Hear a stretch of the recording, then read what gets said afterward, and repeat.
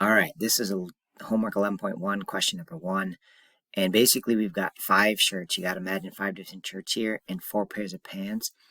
And we want to know how many outfits. I know this word arrange here kind of, I don't know. I wish it wasn't there, to be honest, because it makes it sound more like a permutations or combinations one.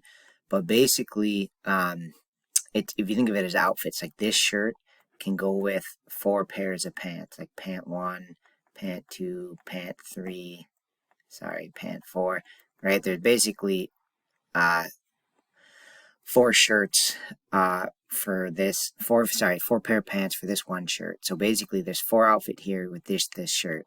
Okay, and then in the next shirt, there's also 4 pair of pants for that. So there's 4 more outfits here and 4 more here, 4 more here, 4 more here. So basically you have 4, 4, 4, 4.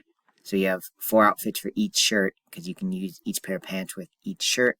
So this is counting principle, and you just take 5 shirt options times 4 pant options, and there's 20 different outfits in this scenario. Thanks for watching.